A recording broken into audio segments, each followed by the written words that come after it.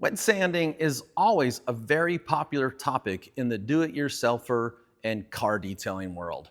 And the question is though, Mike, people always say this to me, why would you sand a car? Well, most of you shouldn't ever be sanding a car because that's factory paint and it's thinner than a Post-it note. But as you can see, this 1969 AMC AMX has just popped out of the paint booth.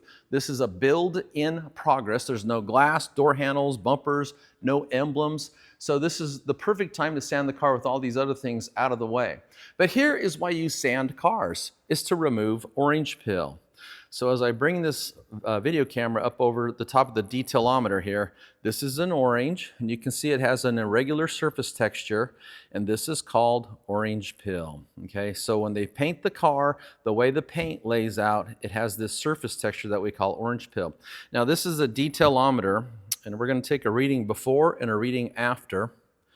And the goal is to max out the DOI to 100%. While reducing the haze. The haze is actually low, but that's because the paint's shiny right now. Most cars don't have shiny paint unless they get polished.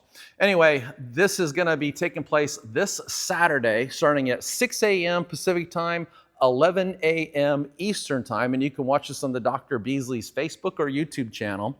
And I always like to use the best of the best products available when I sand. So this is the Kovacs K2500 wet dry sanding papers. So we're going to start out block sanding. Now you like to use these flexible sanding backing pads. Meguiar's makes these because I can cut these to whatever shape I need to get into different size areas. Then we're going to switch over to machine dry sanding using the Super Bufflex K3000. And this is the Flex Cordless FX3411 cordless DA sander. No pneumatic cord, no electric cord to mess with. It makes sanding so easy.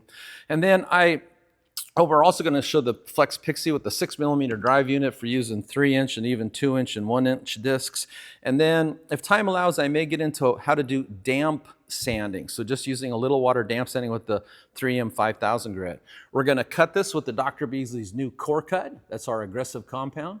And then we're going to polish the first polishing step, NSP 150. And because this is a show car, if you went to a car show, you'd see a car like this at the car show. We're going to do final polishing with the NSP 45, which finishes out great on all paints, but especially soft paints like GM Black and just anything like that. Then, of course, we'll go ahead and seal her up with the nanoresin AMX. And, of course, I'll be going over rotary polisher skills, American style, orbital polisher skills, and micro tools for doing edge work. And there's going to be a lot of edge work on this. So again, that's this Saturday, starting at 6 a.m. Pacific time, 11 a.m. Eastern time. How to remove orange peel via wet sanding and dry sanding. Hope to see you here.